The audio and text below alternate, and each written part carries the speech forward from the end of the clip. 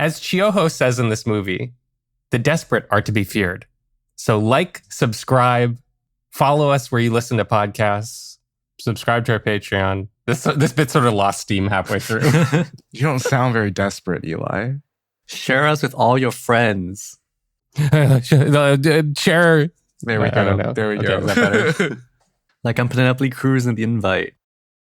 Didn't get it. I didn't watch it. Oh, okay, I haven't seen it either. That's it. You will get it if you watch the movie. I'm Wilson Lai. I'm Benjamin Yap. I'm Eli Sands. You're listening to Deep Cut.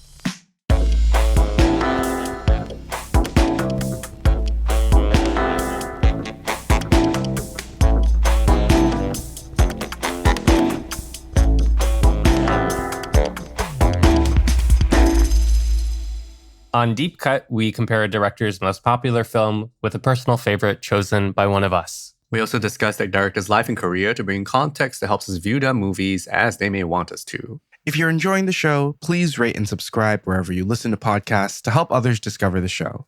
Better still, leave a review on Apple Podcasts or comment on episodes directly on Spotify. If you'd like to share a message with us, feel free to drop us an email at hello@deepcutpod.com. You can also find us at deepcutpod.com to find links to our socials, Discord, and Patreon.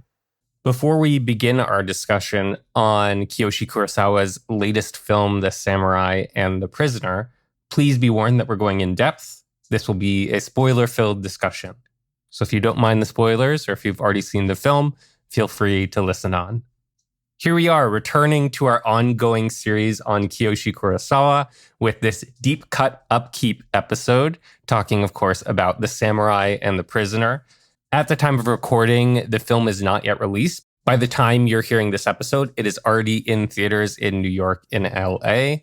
Special thank you to Ryan Gordon at Divergent Media, who reached out to us about covering this film, which we were going to do anyway, but it's nice to have an extra screener link. And it's also really a special occasion because for the second time ever, we are going to be interviewing a deep cut director.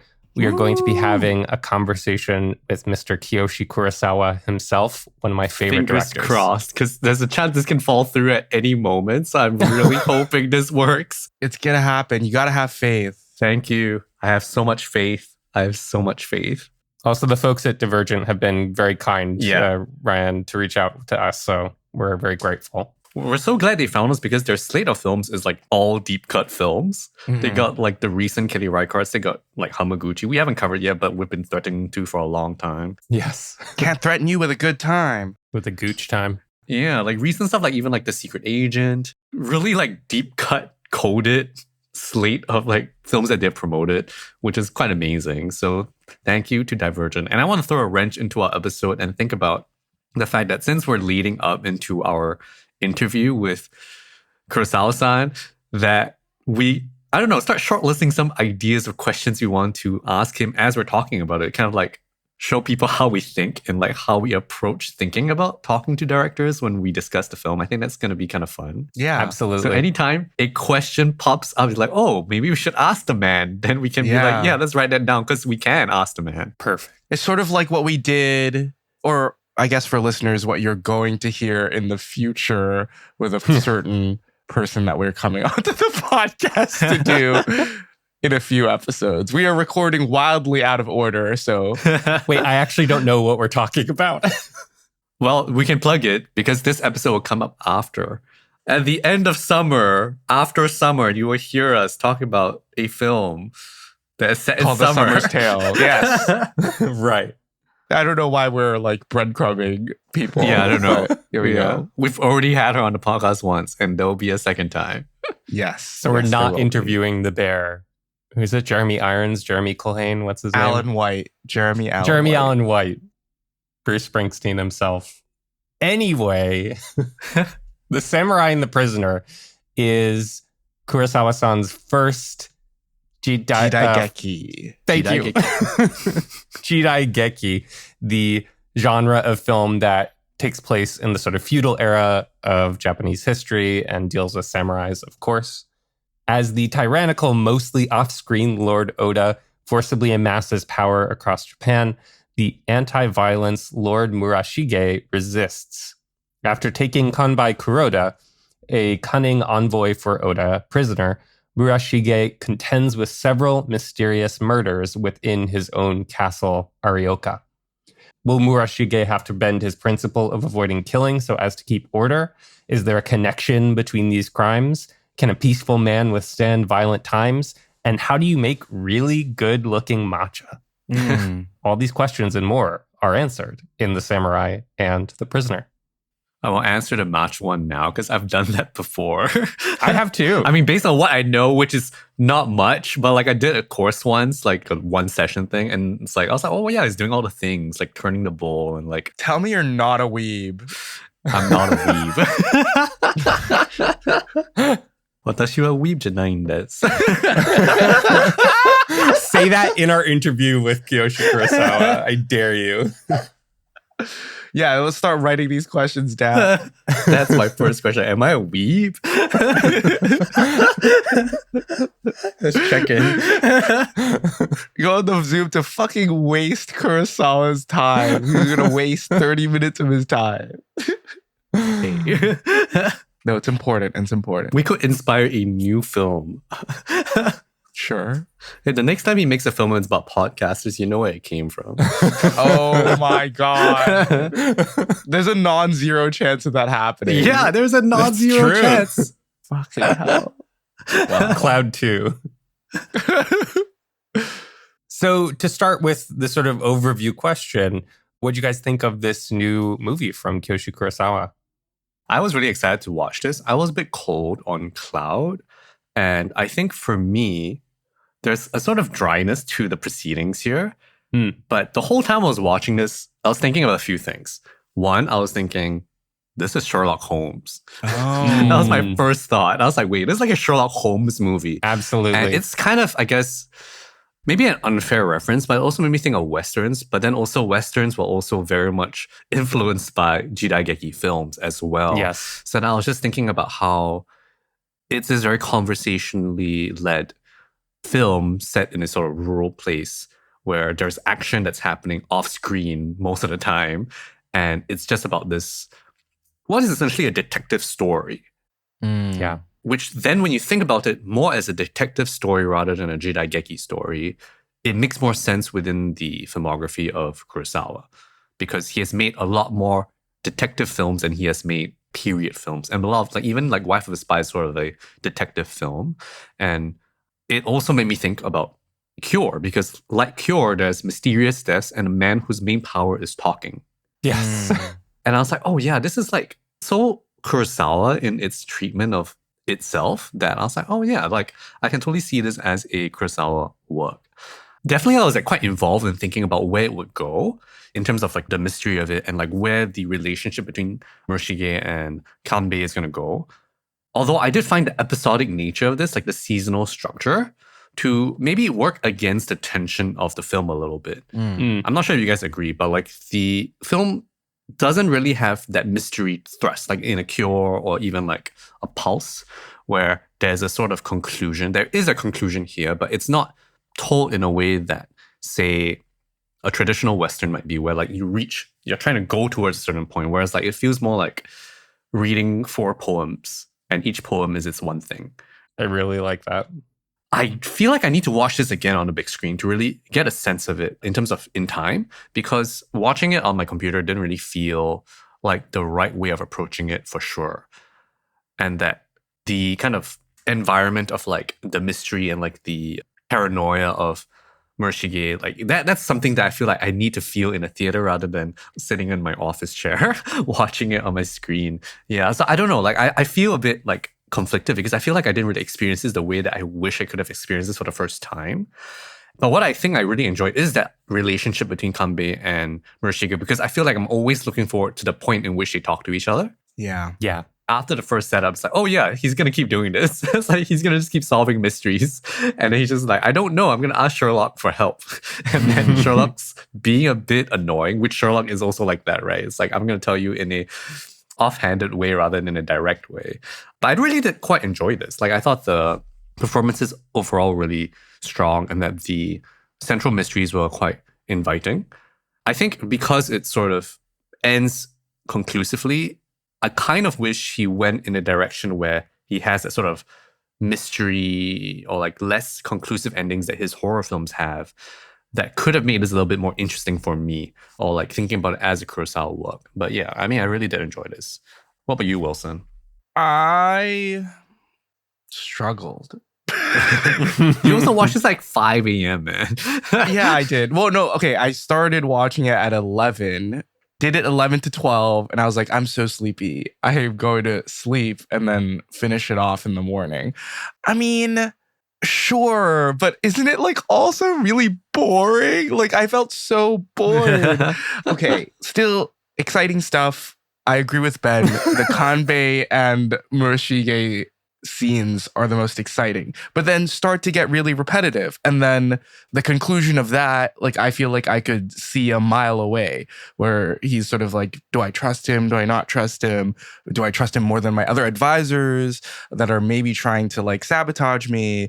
Like, I feel like I really understood the conversation that Murashige is having in his head with himself. But I also feel like I was placed at quite a distance, which with Kurosawa is obviously intentional, but for me as a viewer, took me even farther away from like, I don't know, a Jiraigeki is not my first option. Like, I also feel like even within Akira Kurosawa's works, I would rather see something that's not a Jiraigeki rather than his Jiraigeki. Interesting. Even though, like, I don't know, I think Ran is fantastic. I think Ran is like magnificent. I honestly think the other ones, like his Seven Samurai, Like high and low. I mean, high and low is not a Jiraigeki, right? That's why I appreciate. You prefer the Jiraigekis, or you? I know don't? I prefer the non-Jiraigekis, Like high like and high low. and low. Oh, Exactly. The bad sleep well. And I just feel like the settings, I know we're confined to the castle, just started getting really repetitive. And maybe it's like my frame of mind. I'm like super jet lagged still. I feel like I couldn't go by like 10 minutes without like flashing back to scenes of the Odyssey, like while watching this. What? I'm like it's probably the farthest film. I mean, maybe not talking about like war and the effects of like men in war. You got a fort? Yeah, you got a fort. Got a fort. It's at night. Yeah. Fortnite. But I just felt going into this, I felt like I was going to be lukewarm on it. And then coming out of it, I was feeling lukewarm on it. But I liked it. I didn't love it. No, I can see that. I think for most people, this is going to feel very dry. Because usually with Kurosawa, there's something that's a little bit off, right? There's always Yeah, that little yeah. off-kilter thing. This is very straight from Kurosawa. And I was reading this one interview, and it sounds like that was his intention, to make something very classical, almost like he was adapting a stage play, the way that it was written, rather than the way that he would kind of fuck it up in a Kiyoshi Kurosawa way. I'm very curious what Eli thinks, because I think he's going to be most positive on this. Oh, that's Ooh. right. That is correct. I loved The Samurai and the Prisoner. You know, it reminded me of another deep cut film, which is also very dry as a mystery, Tinker Tailor Soldier Spy by Thomas Alfredson. Mm. I really like the distance in this. And I will say, Wilson, it sounds like you saw The Odyssey before The Samurai and the Prisoner. Yes. I saw The Samurai and the Prisoner before The Odyssey and very you could not specifically stop watched thinking it about before. the samurai and the prisoner while Oh no, I watching was the fully Odyssey. immersed in the Odyssey. I was fully immersed in the Odyssey. But I think if I had seen Samurai and the Prisoner after the Odyssey, how do you follow that up? You got to take at least like a week of no movies. I think that's it. Really think that's it. I feel like I was just too Odyssey pilled. It's Nolan's fault. They should move the release window. Should we tell Divergent? Yeah. Maybe. July 31st is too close to the release of the Odyssey. I think even knowing that The Samurai and the Prisoner does not have the kind of like something is off with this world that you're describing, Ben, that we see in Cure, that we see in Pulse, that we see in Seance, that we see in 80% of his movies post his V-Cinema and Pink Film era. I see a strong commonality with some of his other pictures and his sort of thematic explorations of cultural custom and what is wrong or what goes wrong when a cultural custom is pushed to its logical conclusion and its breaking point. Ben, you mentioned the link of persuasion and verbal manipulation to Cure, like the character of Mamiya in Cure, who can sort of talk people into committing heinous crimes, as Kanbei literally does here. I think maybe a good starting point is trying to tally off some of these Kurosawa-isms that we see in The Samurai and the Prisoner. So one that I notice right off the bat, we talked a lot in our previous episodes on Kurosawa about the plastic sheet. Yeah. This is a major recurring symbol in his films.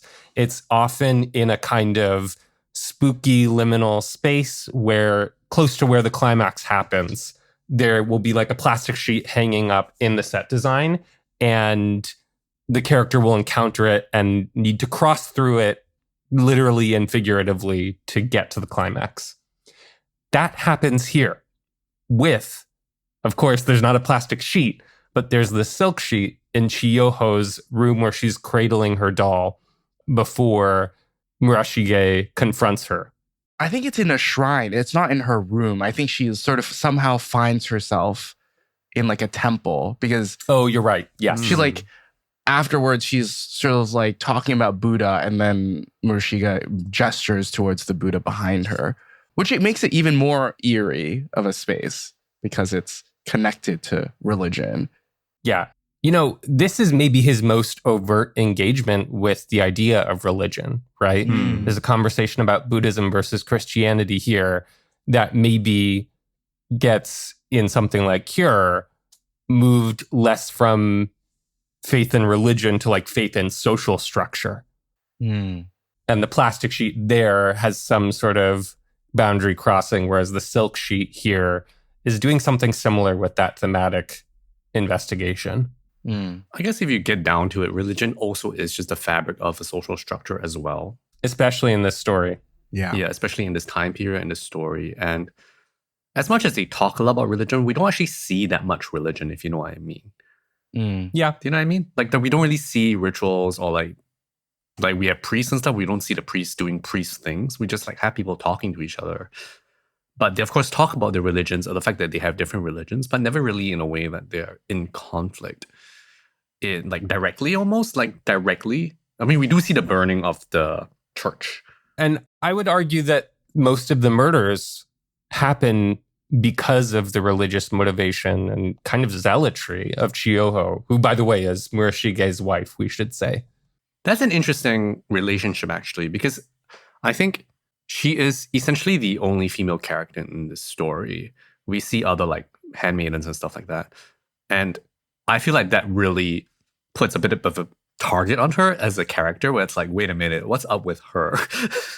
Like every time she shows up, because you think about the patterning of the film, the structure of the film is very rigid. We got 4 seasons, and each season somebody dies. And in each season, he consults with his wife as well as with Kanbei.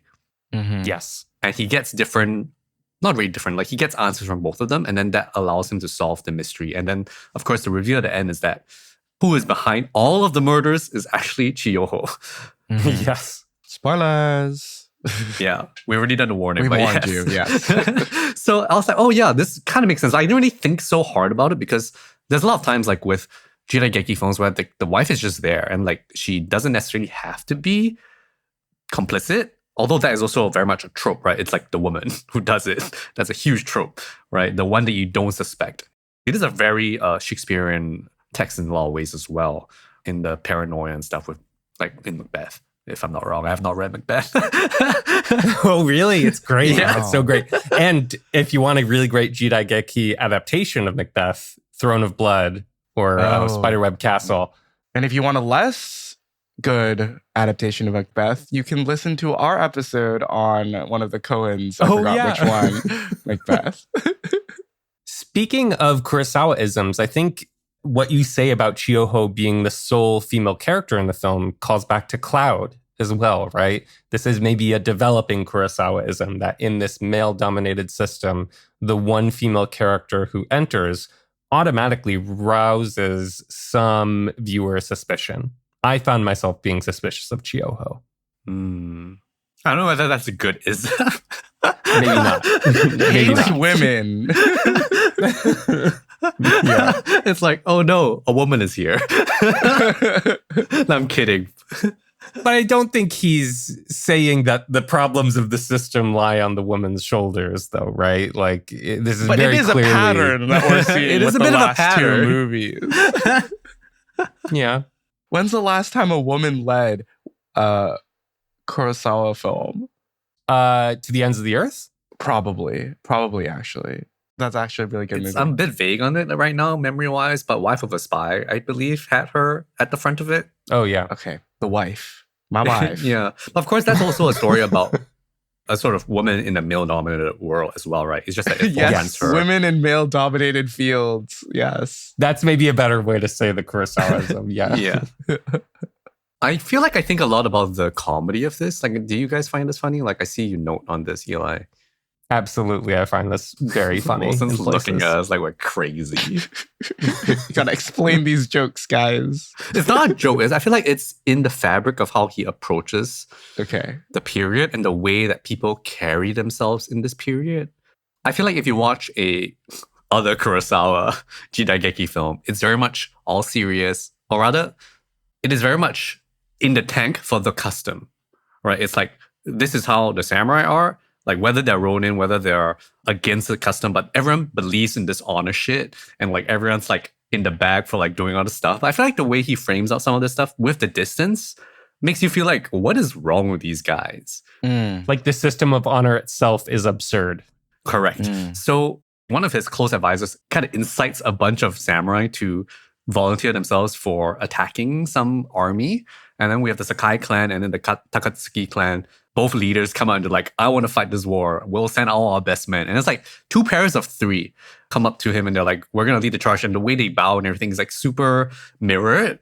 And there's something almost like there's a braggadociousness to this, very much like samurai honor and like, I want to go fight for glory and stuff. But because of the distance that I feel that Kurosawa has us with these characters, there's something very silly about it where you're like, bro, chill the hell out kind of like feeling. And I think there is this feeling like Kurosawa finds this culture somewhat alien and he's trying to foreground it and he doesn't want you to buy into it. Even something like the tea ceremony, which is there's a sort of standard practice to the way you receive tea and you make tea. And the way they do it is very much very pliant, very subservient to a Murashige that it feels like there's something about it. And I'm just like, these dudes are like so silly because like they are just part of this world where like they imagine that they have to do these things, right? And then for our modern eyes, it's like, this is silly. Like it's almost like the degree that they hold honor to be important actually makes them lose so much self-respect and dignity. Right. Right? And that's kind of how I feel about it. That there's a sort of comedy of manners in this. I agree. And I can't really explain, like, I mean, I've seen stuff like this in other Jidaigeki films, but never in a way where like I felt like, there's something off here. Like that we feel that this is a little silly. Because other films might kind of show essentially the exact same thing, but give it import and like feeling like, oh, this is just us following tradition and tradition is good. Whereas like, I don't think Kurosawa thinks tradition is good.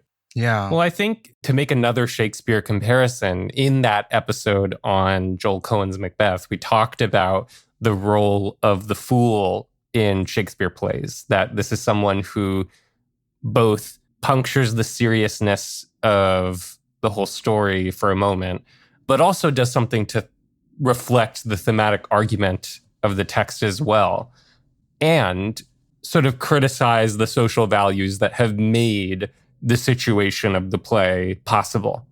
I think here, as opposed to having a fool character, Kurosawa is baking into how we view the over-the-top subservience of these characters as the thing that makes the social critique. And I think you're right, Ben, that the key ingredient for seeing that ridiculousness is the distance. And when we say distance, we should be clear that this is a camera that is very far off from the characters for most of the scene. Yeah. It's a camera that moves, I think only pretty much in tandem with, motivated camera movement alongside characters. It's long takes, sometimes lasting close to a whole scene. And it's a range of narration that almost entirely stays linked to Murashige. So we only almost entirely experience scenes that Murashige is experiencing, with one exception. I'm a little curious as to, like, at this point in his career, Kurosawa decides to make a jidaigeki. And I'm like, what prompts him? Or like, what about maybe the source material? I know the novel or the source material was released not too long ago, and I think in the 2020s. But I sort of want to ask him what he admires about previous jidaigeki and like what he chooses to bring forward to his own version, and like what he wants to change or what he wants to bring fresh. Because to me, it feels like Kurosawa films are really good at like reflecting society, right? He likes to sort of like point out the bad parts or the worst parts of society. But I think if he makes a film set in that time period, it's much easier to simplify society into very clear points. It's like how he's able to tackle religion in this film because it's so simple to talk about, versus if he made a film based set today and made it about religion, I feel like it would muddy the water if you're trying to make a film about more things. And I feel like he's able to touch on and tackle a lot of thematic points because it's set in such a simple society. Or I think I'm picking up what you're putting down, Wilson, that I think the term I would swap out for simple would be a sort of single coherent system that all the people live under and share in common, right? Yeah. Like in Cure, that's the sort of social fabric of the cop, the teacher, the doctor, like this standard recognizable Tokyo cityscape. In Pulse, it's kind of the burgeoning internet. In Cloud, it's capitalism and online salesmanship. And here in Samurai and the Prisoner, I agree. It's religion, Buddhism and Christianity in circa late 1500s, early 1600s, and the sort of samurai code of customs of the feudalist kind of system. Yeah. Where I think he allows for nuance to come in, and maybe is doing something that's a little bit new, is rather than focusing on a protagonist who's trying to keep order within that system and slowly but surely failing, like abiding by the systemic rules and finding that that doesn't lead to survival. Here we have Murashige, who is deliberately running against the rules of samurai custom. He does not kill. He does not send Kanbei back as an envoy.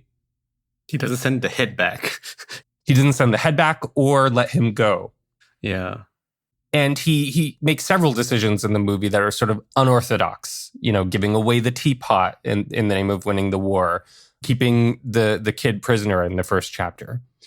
What gets complicated is rather than show that as simply noble, Kurosawa lets us see that sticking to the right morals of like avoiding killing and valuing life does not always lead to lives saved within this system of the samurai custom.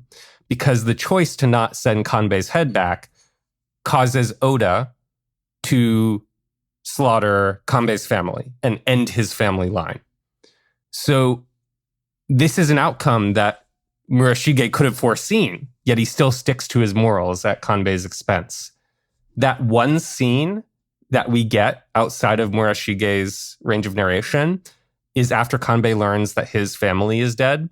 We get a scene of him crying alone in the dungeon where he's being kept prisoner. So I think Kurosawa does want us to confront the cost of running against a corrupt status quo, even if that rebellion is moral. This is kind of things I was thinking about. I'm realizing, I guess, that the film is much more philosophical when we think about it in a more abstract, in a very distant, almost academic way. Yeah. Yeah, which we love to do. Which does make sense. And tracks for Kurosawa because you said the fact that he's like morally more right than maybe his colleagues, if I could call them that. But the first act of this, I was looking at Murashige and be like, is this man dumb? Like, that was my whole thought process. I was like, is he dumb? Like, he's a samurai. You got to do these things. And it's like, because I'm going into this Jidaigeki with a sort of preconceived notion of how samurai should be. And I'm like, what's he doing? Like, he's so weird. Like, why is he not killing these people? Like, he needs to, or he's going to lose control. Like, that's how I'm thinking about it. And so that makes him into a sort of strange person because he's just not doing any of the things he's supposed to be doing as a samurai, which is funny when you think about the English title, right? It's like the samurai and the prisoner, but the samurai is not very samurai. And the prisoner is not very prisoner. Yeah, so it's like, I guess kind of the irony of that English title. Japanese title just means black prison. Thinking about what being noble is like in a world like this is pretty interesting if you think about how by not following social conventions, you cause problems. And then just because you think you are more right doesn't necessarily mean you're doing the right thing. For example, if you think about Chiyoho, Chiyoho kills in the name of Buddhism, which is supposed to be a sort of pacifist religion. She enacts divine punishment on behalf of a god, but that god is not supposed to be killing anyone. So it's like, there's something very interesting about that reversal as well. Like the term that they use, the advance to paradise, retreat to hell, is that a Buddhist term that... I have no idea. But apparently that's a very famous, creed that I have not had the chance to look up yet. Maybe do it right now. Chiyoho in the movie, I have to admit, I was confused by her sort of culminating monologue about that, where she explains why she had these murders. The blocking's great in that scene, though. Oh my God, it's amazing. It's amazing. She says that her backstory is she was in another fortress before she met Murashige. That fortress was attacked by Oda. As Oda was killing people, the either Buddhist or Christian leaders of the town disseminated that saying, advance to paradise, retreat to hell, amongst the commoners. Then the commoners, when they should have surrendered, said, no, we have to advance to paradise, and charged Oda's army with no weapons, and many more thousands were unnecessarily killed. So having witnessed that violence, Chiyoho wants to have people understand that there is divine punishment and therefore value to life. I kind of, that's where it falls apart for me. I don't really understand what she wants to accomplish ultimately by having people see divine justice and punishment happen, where Murashige won't commit that punitive violence. I guess if I think about it with Buddhism of this sort, because there's also very different ways of approaching and thinking about Buddhism, because there's all these different sects. Like the purest form of Buddhism doesn't think so much about like the social structure. It's very simple, but it has been changed and like adapted for different contexts and cultures as Buddhism moves around the world, right? And I think if we think about the cyclical nature of Buddhism, like the whole like sense of like paradise and hell and like rebirth and stuff like that, it is almost like denying the rightful death of the boy, for example, Jinen. Like he's supposed to die within cultural custom, right? Denies his journey into paradise. So then if you think about, yes, she calls it divine punishment, but like in a way she's trying to send him towards paradise because he's supposed to die right now. So in a way, Murashige comes in and he screws up the natural order of things in this worldview, right? Like when you're supposed to die, you die, which is a sort of maybe almost deterministic way. This is very much like an armchair kind of like idea of like what this Buddhism is being presented to me, but it kind of makes sense in that way of like she thinks that Murashige is almost like messing with the natural order of things, right? Okay. Because he is a rebel, like in terms of like the samurai code, right? He is supposedly a samurai, but what's he doing this whole time? Like things that don't make sense. Like when that guy admits to being the guy that kills Jin, and I'm like, bro, you gotta kill him, right? Like I was like, how are you not killing him? That's so interesting because Chiyoho is basically conflating Buddhist ideology with the samurai code and the kind of social code, right? I don't know if conflation is the right term necessarily, because I think that conflation begins before Chiyoho becomes a Buddhist. that conflation happens when Buddhism appears in this context of Japan, right? So I'm not sure, like it's hard to tell like what this sect of Buddhism really believes. And they're not super clear in like explaining exactly how it works besides this like advance to paradise, retreat to hell sort of creed. Like if I tell you that, you're like, what does that mean? Then Chiyoho's way of seeing it is the law is moral and like social custom is automatically moral because it aligns with her understanding of Buddhism. Yeah. And I guess that's an interesting betrayal for Murashige then, because his wife has been going behind his back to commit murders, but also ideologically. And then also he's betrayed by Kanbei, his one kind of confidant, by being given a bad plan. Where this culminates in a way that I think is new for Kurosawa is we have our main character just kind of leave the movie at the very end. Yeah. I really thought he was going to be killed up until the last like 10 seconds of the film. But he goes off ostensibly to talk to someone to form a new allyship, but he just goes off and he pieces out and he becomes a tea guy. I mean, my first question to Kurosawa would be like, why he was drawn to this story. And I think my suspicion is that this character of Murashige is so interesting in this realm, like in this period of the Sengoku period. Like it's super interesting. He's like a samurai who then like fucks off and becomes a tea master. And that's like, he's based on a real person. Murashige is a real person that did become a tea master. And there's like one famous tea ritual that I think is like associated with him. He is such a rebel within the samurai culture and story. Like he is such an outlier. Just reading the Wikipedia of what happened here, like this novel that this is based on is fictionalizing what happened to Murashige, because when Murashige defects and like goes back, when he defects and betrays Oda Nobunaga, no one knows why. Everyone's just like, why did he do this? I feel like that's a crucial part of the story that would have added some propulsive motion to fully understand why they defected and like the main reason for this whole stalemate situation that has been created, because they were initially allies and Murashige went back on his allyship with Oda. I think this is perhaps the ultimate Kurosawaism, which is a fascination with the mystery of why people are motivated to act the way they do. This is in all of his movies. Maybe that's what drew him to Murashige, in addition to kind of the moral social component. And I do believe Murashige says at some point that he chose to rebel against Oda because of the kind of tyrannical aspects of Oda's pursuit of power. But ultimately, that Murashige is a bit of a question mark. It makes it really compelling in the same way that George Smiley is a question mark in Tinker Tailor. Yeah. I think he is definitely very interesting, like as a character, because if you think about the Kurosawa character, it's always somebody who's a little off. And like in this world, Murashige is very off, right? Yeah. He's super off. Like, what's up with this guy? I think that makes sense for me in Kurosawa's filmography because I think there is a part of Murashige that's not understandable. And I think that's also part of the play here.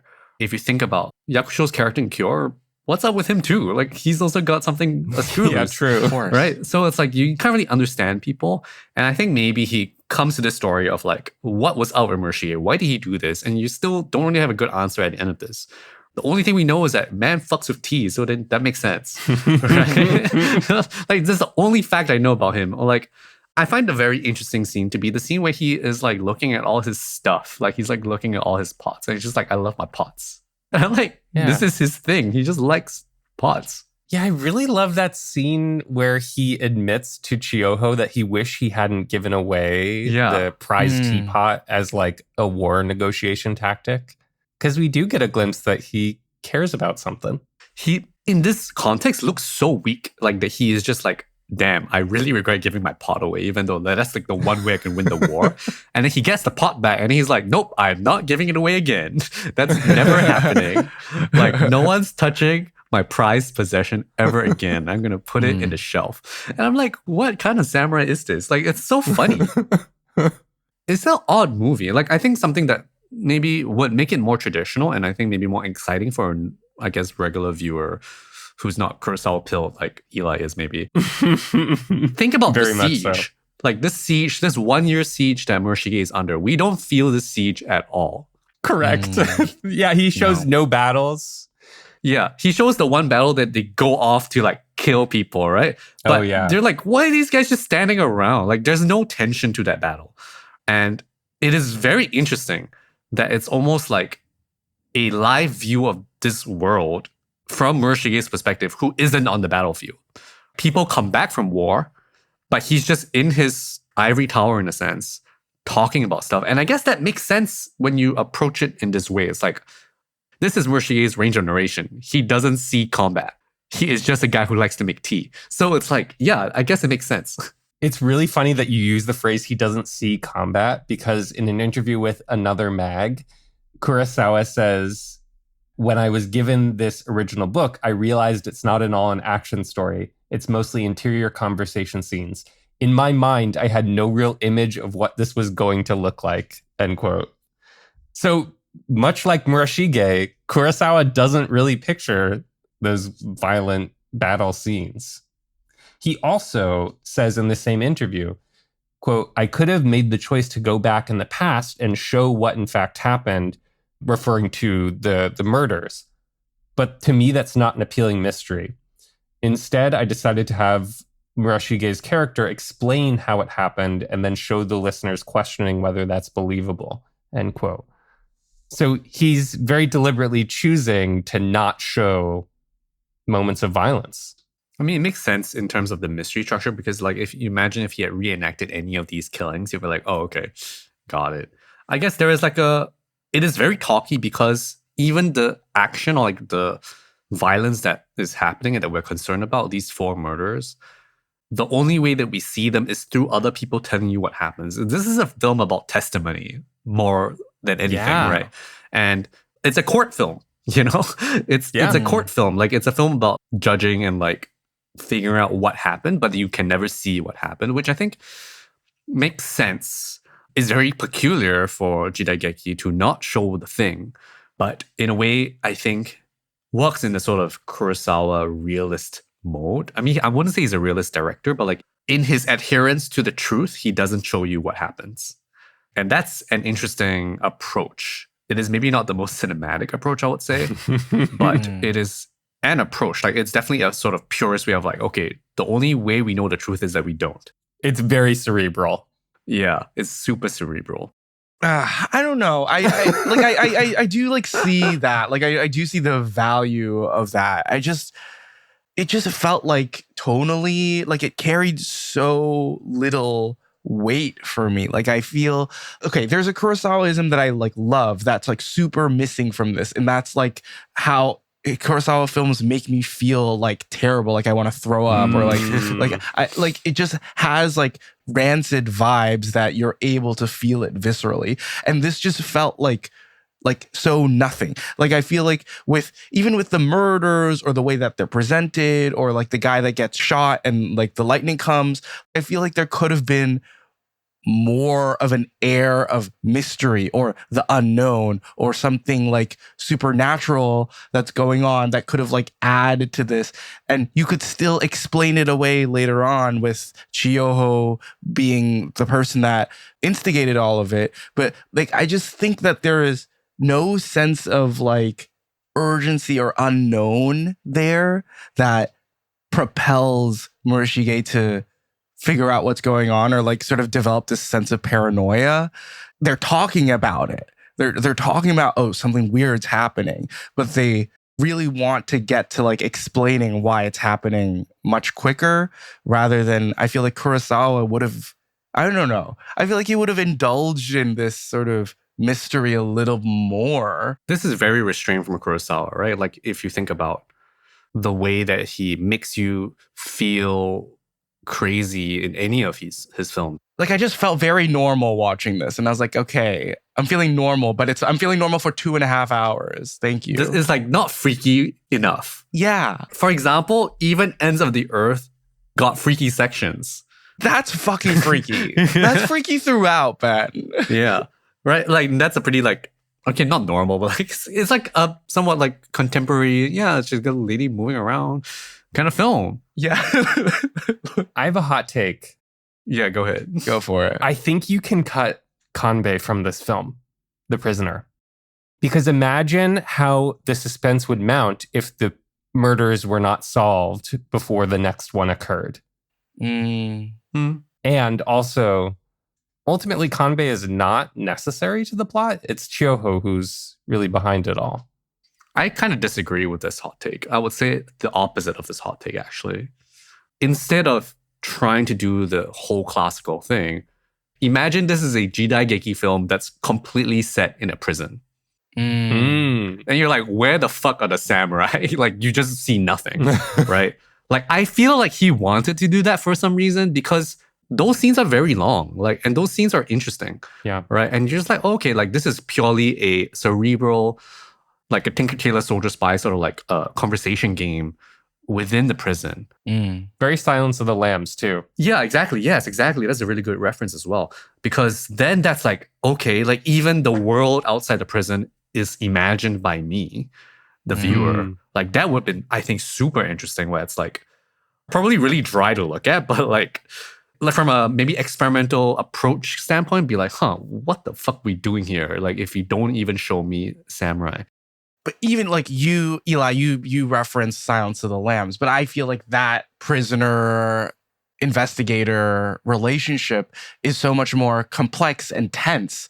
But like immediately when Kanbei is in prison, he's already buddy with Murashige, and he's like, I feel like there's no progression there. There's no change. Like I feel like Murashige is already beholden to Kanbei from the get-go. And I feel like I knew he was gonna like treat him well and maybe try to release him like this whole time. I mean, he's coming to him for advice and Kanbei's giving him advice, and then it turns up to be like bad advice at the end. There's a lot of nothing for me. Like there's just so much nothing happening. I have an update on my hot take that you have made me think about. Oh. The main character of this story should have been Kanbei. Could have been. He has more drive. He's trying to survive. He has a son that might die. Stakes-wise, it's higher, and it would be more interesting if Murashige reports to us, the audience, if we're aligned with Kanbei. It's like, what is Murashige going to tell me today? What am I going to learn? And how do I answer this question that he's giving me with the limited information of testimony? In a way, Murashige knows too much. So in that sense, the mystery for him is like different. He's missing something, but he's also like just dumb because like he knows everything. So then in a way, Kanbei has limited information and yet solves the crime. And of course, he doesn't have that final piece of the puzzle, which is like Chiyoho, but like because Chiyoho's testimony is never in these testimonies. I feel like that would be more interesting from just a script approach. I don't know if I'm going to ask Kurosawa about this. Kurosawa, what if you have done this? Would the movie be better? No, let's not do that. I think this change would be too exciting and not dry enough, honestly. Yeah. I say that half jokingly. It was nice to see Suda Masaki again in this right after Cloud. Like I think he's like one of the strongest performers in this movie. I didn't even make that connection, of course. Yeah. He's Mr. the man Cloud. from Cloud. Yeah. Poor guy. I made that connection for Matsuo Yoshioka, who once again is playing like kind of a little rascal as he is in Chime and Cloud. He's the guy who confesses to killing. Yes. Yeah. I was trying to figure out how come he felt so familiar. They look very different when they're in their Jidaigeki garb. Yeah. I really like Masaki Suda. Like, I think he is a very good actor for Kurosawa because there's something wrong with him. Like, his eyes, you're like, this guy's got some shit going on, right? Yeah. Like, there's something wrong with him. Yeah. He's in the new Koreeda. He's going to be in Look Back. Spoiler for Look Back as the axe murderer. Oh, that Could makes be. sense. Could be. We're running out of time today, so we should have some more questions. We haven't really thought of other questions. We have the why approach this Jidaigeki? Why this Jidaigeki, right? That's one. I guess something would be like, oh, why not show the siege? Like, what is your focus, I guess, with the story? I wonder about the structure of this, like the seasonal structure that also has one murder per season. I wonder if that's just from the book, the way that it's structured. It feels that way, but I don't know. I mean, in the same way that I want to ask David Lynch about the running motif of electrical sparking sound and imagery in his films, I want to ask Kurosawa about the plastic sheet and the silk sheet here. Yes, let's get to the bottom of that. That's going to be so satisfying. But what if he's just like, I like sheets?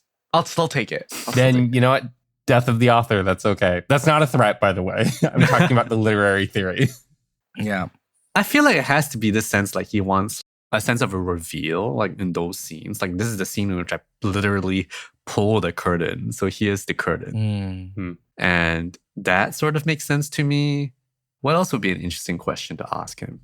I want to ask about his process of blocking. Like, how does he, especially with the Jirageki, with so many moving parts and people, how does he decide how to block a scene, and how does he decide where to place his camera? Is that done a lot beforehand, or does it happen when he's on set? Or, yeah, I just want to ask about process. I also want to ask about his relationship with his students. Agreed. His prominent students. Yeah, especially in a year in which 3 of them, including himself, have new films out. I would love to ask him about teaching in general, like how he sort of, what he views the role of a teacher as, especially for someone who's so sociologically attuned and a deep thinker about social structure. Why does he choose to spend his time as a teacher? Actually, I'm curious about the social structure that he wants to examine in this. Like, I think we have an idea, but I want to hear his take on this. Like what's he interested in socially? Because he has been socially interested in basically all of his films. And I think going back to the teacher thing, because I was reading that same interview where he talks about like he went back to look for conversational jidaigeki and he found them. And I'm like, which ones are you talking about? Like, what are your references? Are there also other films that are not jidaigeki that are references? Like, probably I would say one of these Westerns that he talks about sometimes. Right. Samuel Fuller. I feel like there's a Hollywood film that is a reference here somehow. Yeah, Samuel Fuller. Yeah. I have to assume the jidaigeki is 1 or 2 Mizoguchis, right? Yeah. I'm not very well versed in Mizoguchi, but there's like a ton of them that I haven't seen. Like some filmmakers I haven't touched yet from that era. Just maybe Throne of Blood. Is Throne of Blood very talky? It's Macbeth after all. There is action in it. I would say it's maybe more screen time is spent on talk than action. But don't hold me to that. I haven't seen it in a while. That sounds like that's a lot of questions for 30 minutes. So hopefully we get them all and you guys can listen to us talk to a deep cut director. I'm still praying for them to tell me, actually, yes, you may just interview him in person when we're in Tokyo. Oh my Wilson. God. That'd be so amazing. If that hate happens, amazing. I'll lose my fucking mind. Yeah. Ben and I will be in the same city as Kiyoshi Kurosawa next week when we're supposed to have this interview. So find out how, I don't know, excited we are. What if we don't get to interview him and we're just like the last 15 minutes of this episode? It's just like, we'll come to nothing. Absolutely nothing. Yeah. That's why we got to say it. That's how we manifest it. It's happening. It's true. That's true. Yeah. It feels very positive. So I'm very optimistic that it's going to happen. Yeah. Maybe as a last note, I'll say this as like a Kurosawa temp check that I already felt like he was one of my favorite directors currently. But this really, really, really, really solidifies it, because if I can be in the tank for something this dry, then I feel like I am picking up what he's putting down. And I see this in conversation with his other stuff. Yeah. In a way that sustains the viewing experience for me. I'm happy for you. I feel like, okay, I remember Cloud worked for me and then like didn't work for you, Ben. So like I feel like we're trading places. It's okay. We're thinning the crowd. But I remember talking about how like we know that with Kurosawa, he's always trying new stuff. Like he's like experimenting, right? And that's why it's like you don't know if it's gonna work if you're experimenting. And that's the point. And I think it's good that he's doing that even at his age, right? Filmmakers at his age don't always experiment and like try new things. And the fact that this is his first jidaigeki is also like, oh yeah, like how is he gonna do this? Like how is he gonna put his own spin on this? And his output has been incredible the last few years, rivaling Hong Sang-soo, but with bigger budgets and not shooting them himself. I don't think that's that many. I don't think he's doing that many. Didn't he release 3 movies last year? What? Cloud, Serpent's Path, and Chime. And Chime, yeah. Okay, Chime's Yeah. a short, so I don't know. I mean, it's not that I'm not saying it's a film. That's 3.5 in the span of 2 years. It's kind of incredible. Yeah. Mr. Kurosawa, do you have grandchildren that you need to send to university? Do you owe someone a lot of money? Sorry. Sorry.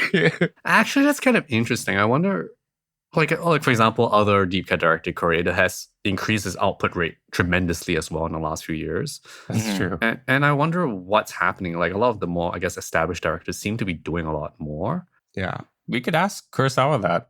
Yeah. My suspicion, just based on, like, for example, the Serpent's Path remake, that a lot of foreign money is coming in now, and that's why the budgets Yeah. are allowing them to make more films. Like if you look at Kurosawa's, before Cloud, the last time he made a film was Wife of a Spy, which was 2020. I guess COVID maybe also like kind of slowed everything down. So maybe all the projects kind of got crammed into this 2023 to 2025 period. What you said about doing something new and pushing himself, Ben, in this interview with Fred FM, he says that he wanted to, quote, relearn from the masterpieces. Doing something new is often connected to rediscovering something from the past. That process itself becomes a new form of filmmaking. Very good. Great place to end it off. May we get many more new forms of filmmaking from Kurosawa-san. Yes. Yeah. Thank you for listening to Deep Cut. If you enjoyed this episode, please rate and subscribe wherever you listen to podcasts to help others discover the show. A great way to support us is to leave a review or comment on our episodes directly on Spotify. If you want to chat with us and other fans of Deep Cut, come join our Discord server where we talk about movies, TV, music, and share what we're up to. If you'd like to share a message with us or have business inquiries, feel free to drop us an email at hello@deepcutpod.com. We also have a Patreon if you'd like to support us with a monthly subscription. Thank you to all our Patreon supporters, and very special thanks to our Patreon Deep Cut Pick supporter, Leah Lai. You can keep up with Deep Cut on Instagram and Letterboxd at Deep Cut Pod. Click the link in our description or go to deepcutpod.com to find links to everything we've mentioned here. Deep Cut is hosted and produced by us, Wilson Lai, Benjamin Yap, and Eli Sands. Our cover art is designed by Justina Yam, and our theme song is composed by myself. I'm Wilson. I'm Ben. I'm Eli. Take care, and we're looking forward to talking about more movies with you next time.